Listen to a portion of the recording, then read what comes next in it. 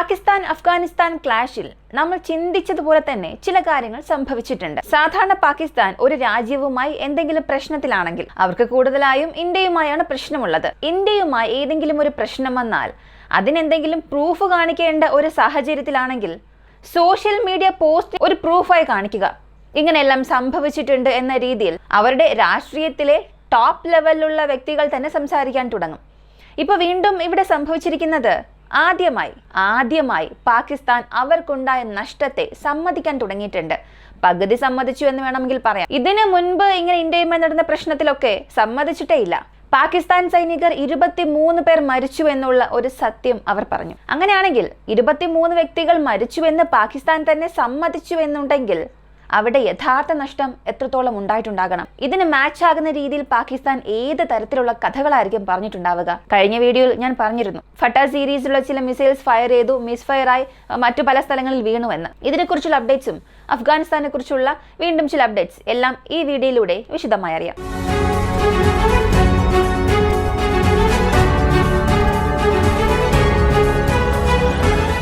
Pakistan versus Afghanistan. പാകിസ്ഥാനും അഫ്ഗാനിസ്ഥാനും ഇടയിൽ സംഭവിക്കുന്ന ഈ പ്രശ്നം അടുത്ത ഘട്ട എസ്കലേഷനെ നോക്കി നീങ്ങുന്നുണ്ട്.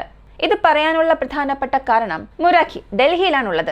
ഇദ്ദേഹം ഒരു കാര്യം ഇപ്പോൾ പറഞ്ഞിട്ടുണ്ട്. അഫ്ഗാനിസ്ഥാനെതിരെ പാകിസ്ഥാൻ ഒരുപാടിടങ്ങളിൽ പല പ്രശ്നങ്ങൾ ചെയ്തുകൊണ്ടിരിക്കുകയാണ്. ഒരു ഘട്ടത്തിന് ശേഷം താലിബാൻസ് ഒരിക്കലും സമാധാനം ആഗ്രഹിക്കില്ല. ഇപ്പോഴത്തേക്ക് ഞങ്ങൾ സമാധാനമാണ് ആഗ്രഹിക്കുന്നത്.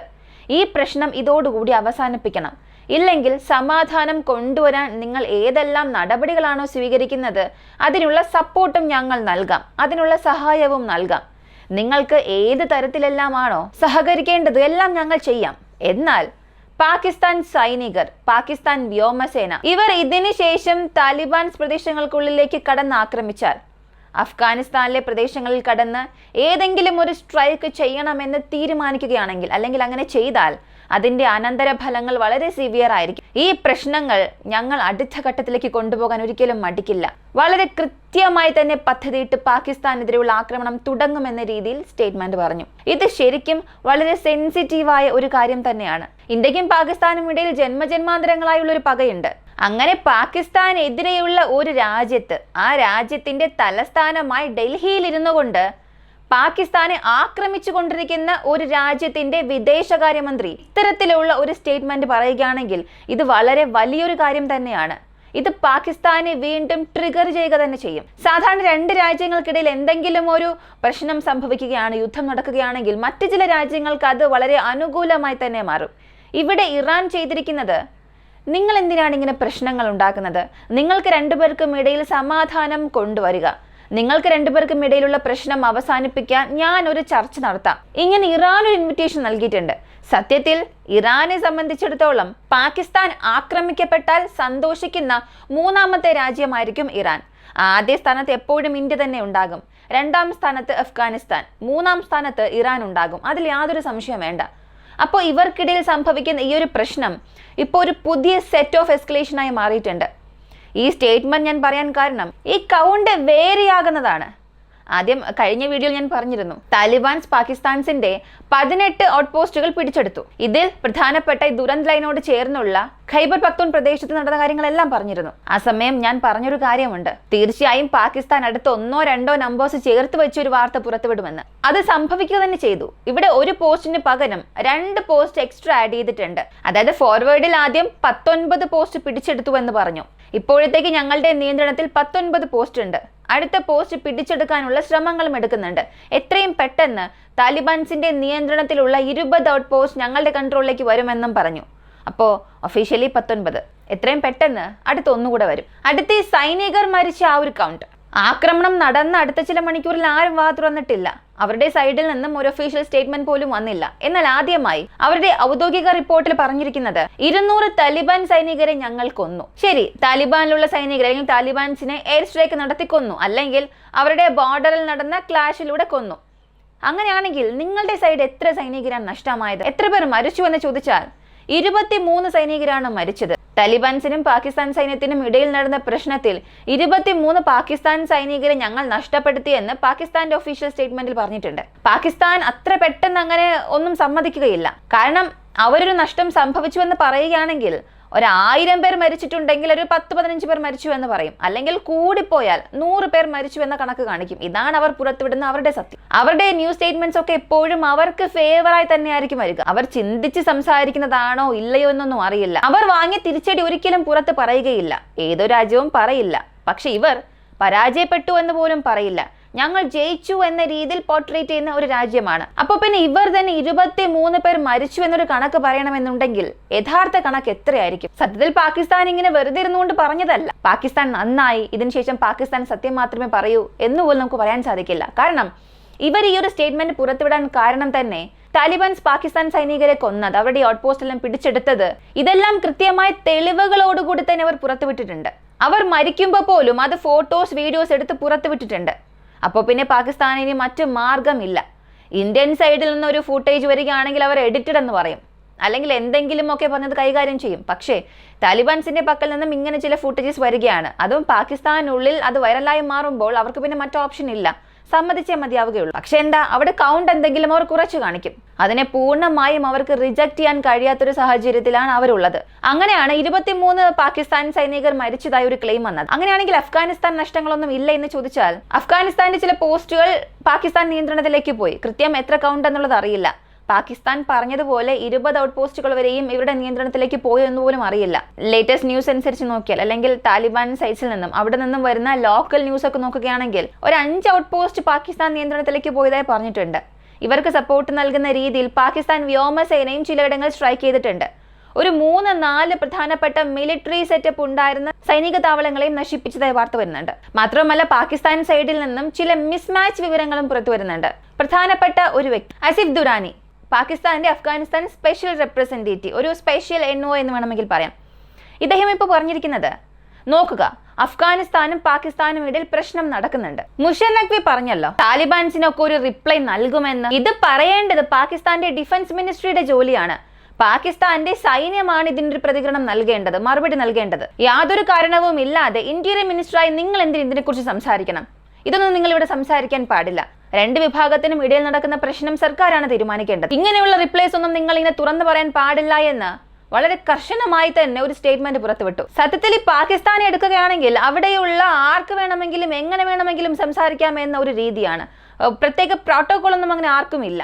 അതിനനുസരിച്ചതുപോലെയാണ് ഈ മുഷറഫ് നഖ്വി അങ്ങനെ സംസാരിച്ചത്. നിങ്ങൾക്ക് പാകിസ്ഥാൻ വേഴ്സസ് അഫ്ഗാനിസ്ഥാൻ അല്ലെങ്കിൽ PAK എയർഫോഴ്സ് എന്ന ഒരു ഹാഷ്ടാഗ് ട്വിറ്ററിലൊക്കെ ട്രെൻഡ് ആകുന്നുണ്ട്. നിങ്ങൾക്കത് തിരഞ്ഞു നോക്കാം. പാകിസ്ഥാൻ ചെയ്യാത്ത ഓപ്പറേഷൻ പോലും അവരുടെ ചെയ്തു എന്നൊക്കെ പറയുന്നുണ്ട്.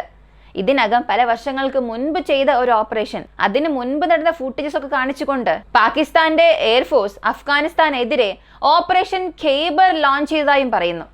ഇതിനെക്കുറിച്ച് വിവരങ്ങൾ തിരയുമ്പോൾ ഒഫീഷ്യൽ സ്റ്റേറ്റ്മെന്റ് ഒന്നും തന്നെ വന്നിട്ടില്ല. കൂടാതെ ഇവർ ആഡ് ചെയ്ത ഫുട്ടേജ്, ഒരു പക്ഷേ അവർ സീക്രട്ടായി ചെയ്തിട്ടുണ്ടെങ്കിൽ പോലും ഇവർ ആഡ് ചെയ്ത ആ ഒരു ഫുട്ടേജ്, ഇതെല്ലാം പഴയ ഫുട്ടേജ് ആണ്. ചിലയിടങ്ങൾ വീഡിയോ ഗെയിംസ്, വാർ ഗെയിംസിന്റെ ഫുട്ടേജ് പോലും റൺ ആകുന്നുണ്ട്. ഒരു പക്ഷേ പാകിസ്ഥാൻ അങ്ങനെ ഒരു ഓപ്പറേഷൻ ചെയ്തിട്ടുണ്ടെങ്കിൽ പോലും ഇവർ ട്രെൻഡ് ചെയ്യുന്നതെല്ലാം ഫേക്കായ വാർത്തകളാണ്.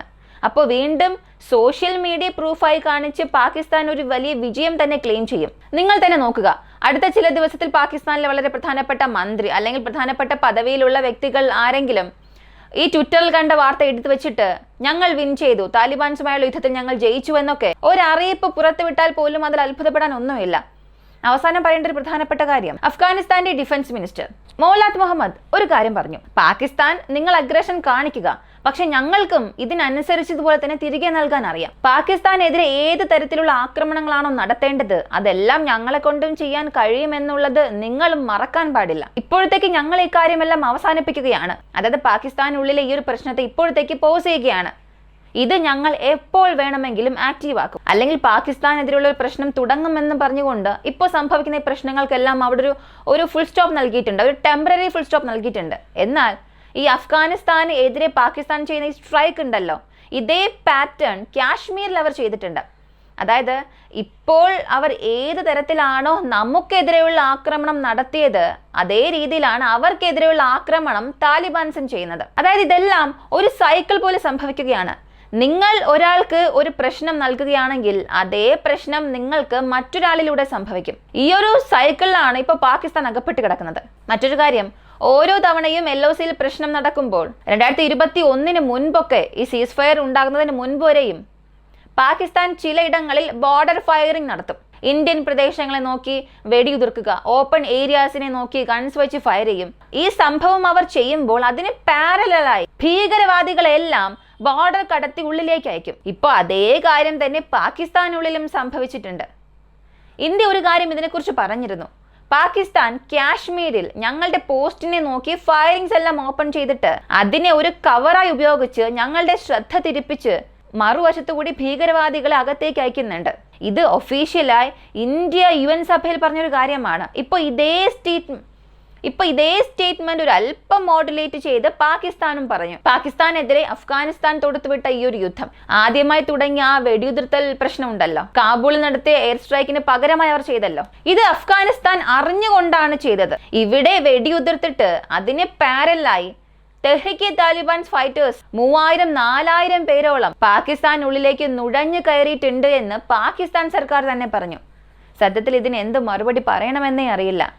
ഏത് തരത്തിലെല്ലാം ഇന്ത്യക്കെതിരെയുള്ള പ്രശ്നങ്ങൾ ഇവർ ചെയ്യണമെന്ന് ചിന്തിച്ചോ അല്ലെങ്കിൽ ചെയ്തിട്ടുണ്ടോ അതെല്ലാം ഇപ്പോൾ താലിബാൻസിലൂടെ തന്നെ ഇവിടെ പാകിസ്ഥാന് ലഭിക്കുന്നുണ്ട്. ഒരു തിരിച്ചടിയായി തന്നെ മാറുന്നുണ്ട്. ഞാൻ വീണ്ടും പറയുകയാണ്, അഫ്ഗാനിസ്ഥാനിലുള്ള താലിബാൻസ് ഗൊറില്ല വാർഫെയറിൽ വളരെ മികച്ചവരാണ്. അവരുടെ പക്കൽ ഒന്നുമില്ലാത്തപ്പോൾ പോലും 20 വർഷമായി അമേരിക്കക്കെതിരെ യുദ്ധം ചെയ്തു വീണ്ടും അവരുടെ ഭരണം അവിടെ കൊണ്ടുവന്നവരാണ്. അങ്ങനെയുള്ള ഈ താലിബാൻസ് എത്ര തന്നെ പ്രോപ്പറായ സ്ട്രക്ചേർഡ് ആർമി ഇല്ലെങ്കിൽ പോലും പാകിസ്ഥാനെ കൊണ്ട് അവർ ഡോമിനേറ്റ് ചെയ്യാൻ കഴിയില്ല. കാരണം നിങ്ങളുടെ രാജ്യത്തിനുള്ളിൽ തന്നെ നുഴഞ്ഞു കയറി താമസിക്കുന്ന പല പ്രവർത്തനങ്ങൾ ചെയ്യുന്ന തെഹ്രീക്ക് താലിബാൻസ് ഉണ്ട്, ബലൂച്ച് ലിബറേഷൻ ആർമി ഉണ്ട്. നിങ്ങൾ ഇന്ന് അഫ്ഗാനിസ്ഥാനിൽ കൈവയ്ക്കുകയാണെങ്കിൽ കാക്കക്കൂട്ടിൽ കല്ലെറിഞ്ഞതുപോലെയാകും. അവർ നിങ്ങളെ വെറുതെ വിടില്ല, നിങ്ങളെ മുഴുവനായും അവസാനിപ്പിക്കും. ആ ഒരു സാഹചര്യത്തിലാണ് ഇപ്പോൾ പാകിസ്ഥാൻ അകപ്പെട്ട് കിടക്കുന്നത്. അഫ്ഗാനിസ്ഥാനെതിരെ വലിയ ആക്ഷൻ ഒന്നും എടുക്കാൻ കൈകൾ കെട്ടപ്പെട്ട അവസ്ഥയിലാണ്. അതിന് കാരണം ഇത് തന്നെയാണ്. പാകിസ്ഥാൻ ചിന്തിച്ചാൽ അവർക്ക് അകത്തേക്ക് കയറി ആക്രമിക്കാം. പക്ഷെ അങ്ങനെ ആക്രമിച്ചു കഴിഞ്ഞാൽ അടുത്ത പാകിസ്ഥാനിൽ എന്തൊക്കെ പ്രശ്നം വരും എന്നുള്ളത് അവർക്ക് നന്നായി തന്നെ അറിയാം. ഈ ഒരു കാരണം കൊണ്ടാണ് ഒരു അല്പം ശാന്തരായിരിക്കുന്നത്. അല്ലെങ്കിൽ അകത്ത് കയറി ആക്രമിക്കാൻ പാകിസ്ഥാൻ അധിക സമയം വേണ്ട. എത്ര തന്നെ നമ്മൾ പാകിസ്ഥാനെ ക്രിട്ടിസൈസ് ചെയ്താലും അഫ്ഗാനിസ്ഥാനുമായി കമ്പയർ ചെയ്യുമ്പോൾ പാകിസ്ഥാന്റെ മിലിറ്ററി പവർ വളരെ വലുതാണ്. അഫ്ഗാനിസ്ഥാന്റെ പക്കൽ തോക്കുകൾ ലക്ഷക്കണക്കിന് ഉണ്ടാകാം, പക്ഷെ അതൊക്കെ പ്രോപ്പറായി യൂസ് ചെയ്യേണ്ട റോക്കറ്റ് ലോഞ്ചേഴ്സ് ഒക്കെ വളരെ ലിമിറ്റഡ് ആണ്. മിസൈൽസ്, എയർ ഡിഫൻസ് സിസ്റ്റം ഒന്നും തന്നെ ഇല്ല. പക്ഷെ പാകിസ്ഥാന്റെ പക്കൽ ഇവയെല്ലാം ഉണ്ട്. എന്നിട്ട് കൂടിയും താലിബാൻസ് കാരണം പാകിസ്ഥാൻ പിന്തിരിഞ്ഞോടുന്നു എന്നുണ്ടെങ്കിൽ അത് പാകിസ്ഥാൻ ചെയ്തൊരു വലിയ തെറ്റ് തന്നെയാണ്. ഇങ്ങനെയാണ് പ്രശ്നം നീണ്ടുപോകുന്നതെന്നുണ്ടെങ്കിൽ പാകിസ്ഥാൻ ഒക്കുപ്പേറ്റ് കാശ്മീർ നമ്മളായിട്ട് പിടിച്ചെടുക്കേണ്ട ആവശ്യമേ ഇല്ല. അത് താനേ നമ്മുടെ കൈകളിലേക്ക് വന്നുകൊള്ളും. ബലൂച്ച് പ്രത്യേകം വിഭജിക്കും. ദുരന്ത് ലൈനോട് ചേർന്ന പ്രദേശങ്ങളെല്ലാം പ്രത്യേകം മാറിപ്പോകും. പാകിസ്ഥാൻ ചെയ്ത കാര്യങ്ങൾക്കെല്ലാം അഫ്ഗാനിസ്ഥാനിൽ നിന്നും ഒരു വലിയ തിരിച്ചടി വാങ്ങുന്നുണ്ട്. പലരും ഇപ്പോൾ ചോദിക്കാം, ഇതിന് എന്തിനാണ് ഇത്ര സപ്പോർട്ട് ചെയ്യുന്നത്?